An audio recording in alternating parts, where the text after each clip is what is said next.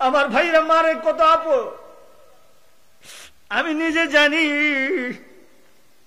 কিছুদিন আগে আমার মা বাড়িতে থাকে, আমি বাসায় থাকি। যখন চলে গেলাম মা বলে তুমি দুধ দে, কয়টা ভাত খাও। আমি বললাম আমার পেট ভর্তি।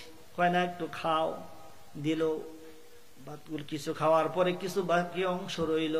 মারে বললাম মা কুরকাকে দিয়া দিবা। আমি সম্পূর্ণ খাইতে পারলাম না, পেটটা ভর্তি। আমার মা ডাক দে বলে বাবা রেখে দাও, আমি এখনো খাই না, আমি খেয়ে নেব। আমার মাকে বললাম মা আমার আইঠাটা তুমি কেমনে খাবা? আমার মা ডাক দে বলে বাবা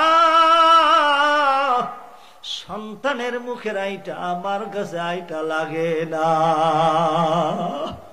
এর নাম হলো মা। আল্লাহর নবীকে প্রশ্ন করা হয়েছিল দুনিয়ার জমিনে সবচাইতে বেশি আমার কাছে সম্মান কে পাবে, অগ্রাধিকার কার বেশি? বলল তোমার মা। এরপরে কে বলে মা, এরপরে কে বলে মা, এরপরে কে বলে তোমার আব্বা। মার কথাটা কয়বার? সবাই আমরা জানি বাবার কথা একবার। কারণ হলো একটাই, 10 মাস 10 দিন মা আমাকে আপনাকেও ধরে রাখছে। কি যে কষ্ট হয়েছে আল্লাহ ছাড়া পৃথিবীর আর কেউ জানে না। আমার ভাইরা বন্ধুরা আমার, দ্বিতীয় নাম্বার হলো সন্তান যখন দুনিয়াতে আসছে, আমি আপনি যখন দুনিয়াতে আগমন করলাম, আসার সময় হয়ে গেছে। মা দাঁড়ায় থাকতে পারে না, বৈশাও থাকতে পারে না, শুয়েও থাকতে পারে না। ডাক্তার সায়েন্স প্রমাণ করছে রে, সন্তান যখন দুনিয়াতে আসে শেষবারের মতো বড় বড় 4টা নাতি তার মায়ের কলিজার মধ্যে দেয়। আমি আপনি দিছি। আমার ভাইরা রে, সে আব্বা আম্মার সাথে কি খারাপ আচরণ করা যাবে? আল্লাহ পাক কোরআনুল কারীমের মধ্যে বলেন ওয়াকাদা রাব্বুকা আল্লা তা'বুদু ইল্লা ইয়্যাহু ওয়া বিল ওয়ালিদাইনি ইহসানা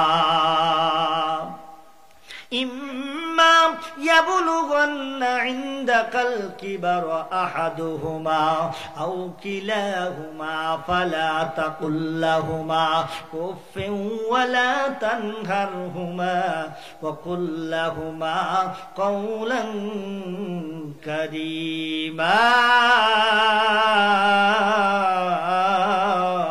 আল্লাহু আকবার।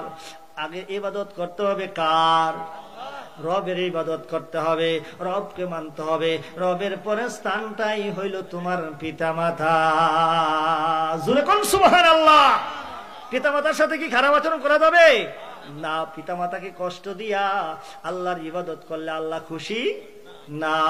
পিতা মাতাকে খুশি নেই কা আল্লাহর ইবাদত করলে আল্লাহ খুশি হইয়া যায়। জোরে কোন সুবহানাল্লাহ। ধমক দিয়ে কথা বলা যাবে না, রাগ করে কথা বলা যাবে না। আব্বা আমার দিলের মধ্যে যেন কষ্ট না পায়। ওয়াকুল্লাহুমা কাওলান কারীমা। মিঠা ভাষায়, মিঠা ভাষায়, মধুর ভাষায় কথা বলতে হবে। জোরে জোরে কোন সুবহানাল্লাহ। ছোট্ট ভাই বড় ভাইকে ডাক দিয়ে বলে ভাই রে, সবাই রে দেখি, মারে কেন দেখি না? কয় চল যাই। প্রতিদিন সকাল বেলায় ঘুম থেকে যতন পাইয়া দেখতাম মা টয়লেটে যাইতো, বাথরুমে যাইতো, ওই জায়গায় মনে হয় গেছে। যাইয়া দিকে সিটকানি মারা বন্ধ, ওই জায়গায় মা নাই, বাড়ি ভর্তি মানুষ দেখা যায়। কয় চল যাই, ওই যে রান্নাঘর দেখা যায়, ধুমা উঠতেছে, মনে হয় আমাদের জন্য নাস্তা পাকাইতেছে। সন্তান আস্তে আস্তে 2 ভাই গলার মধ্যে ধরে আস্তে আস্তে রান্নাঘরে দেখলো। রান্নাঘরে যাওয়ার পর ভিতরে তাকায় দেখে মা তো নাই। অন্য বাড়ির মহিলারা কি যেন জাল দেয়। ও সন্তান তুমি বুঝো নাই, তোমার মার শেষ গোসলের পানি, গরম পানি গাল দেয়। পানি গরম করতেছে। আমার ভাইয়েরা বন্ধুরা আমার, সন্তান ওখান থেকে বের হয় নেন, ঘুরতেছেন। ঘুরতে ঘুরতে ওনাদ করে দেখে কতগুলো মানুষ গিরান দিয়ে আসে, বিলি দিয়ে ভিতরে ঢুকলেন। ঠিক এমন সময় অন্য বাড়ির একজন মহিলা ডাক দিয়ে বলে বোনের মুখটা গোছাও, জীবনের শেষবারের মতো বোনের মুখটা দেখিয়া যায়। সন্তান এই মুহূর্তে যখন ভিতরে ঢুকছে, মার চেহারা যখন দেখছে, সন্তান চিনে ফেলছে। মার মুখের উপরে মুখটা তাকাইয়া সন্তান কান্দে আর বলে মা গো মা, এত ডাকুন ডাকি কি জন্য ডাকের জবাব দাও না? ছোট্ট সন্তান ডাক দে বলে মা ক্ষুধা লাগছে, বুঝাইতে চাই মা খাবার দাও, বুকের কাছে তার মুখটা নিয়ে যায়, দুধ পান করবে, সন্তান তো বুঝে নাই মরণ কি জিনিস এটা বুঝে না। ঠিক এমন সময় অন্য বাড়ির চাচি জেঠিরা টান দিয়া বুকের দিকে সন্তানকে যখন সরায় নিয়ে যায়, আয়েশা সিদ্দিকা রাদিয়াল্লাহু তাআলা আনহা বলে নবী গো, ওই মহিলার তখন মনে হয় কলিজা ছিঁড়া যায়। আমার ভাইরা রে, একদিন দেখা যাবে আমাদের চতুর্দিকে সন্তানেরা বসে বসে, আত্মীয় স্বজনেরা বসে বসে কান্না করবে। কোন দিন? যেদিন এই যে কথা বলতেছে প্রাণ পাখি, ময়না টিয়া পাখি, এটাকে বলা হয় রূহ, যেদিন উড়িয়া চলিয়া যাবে আল্লাহর হুকুমে, মাটির দেহ মাটিতেই পড়ে থাকবে। কথা ঠিক কিনা? কবি বলেন আমার প্রাণ পাখি রে,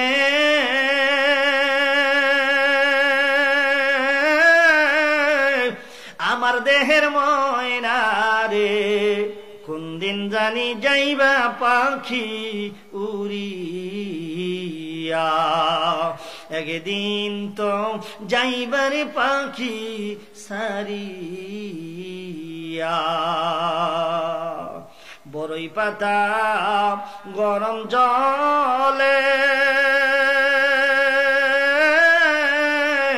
শুয়ায়া মুশারির তলে, গোসল দিবে আমায় করাইয়া,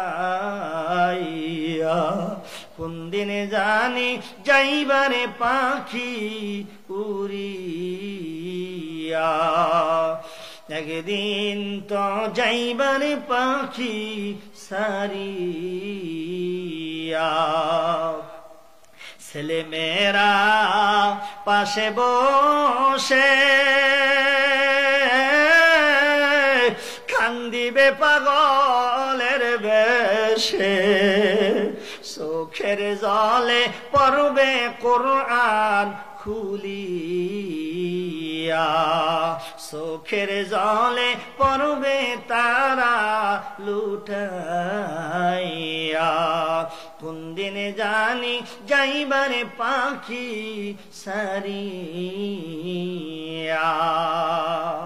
বড় বাড়ি বড় ঘর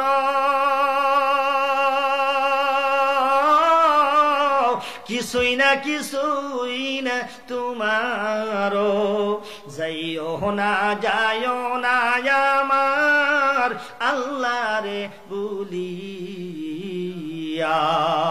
যাইও না যাইও না আমার মাওলারে বলিয়া,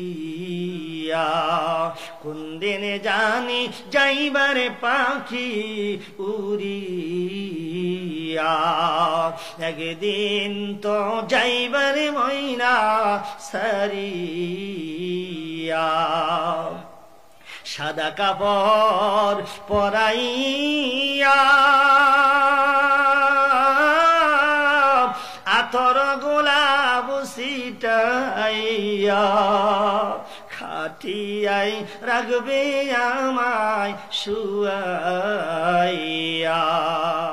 জানাজা দিবে আমার পরাইয়া, কোন দিনে জানি যাইবারে পাখি উড়িয়া, কবরেতে রাখবে আমায় শুয়াইয়া, একদিন তো যাইবারে পাখি সারিয়া। আলহামদুলিল্লাহ বলেন।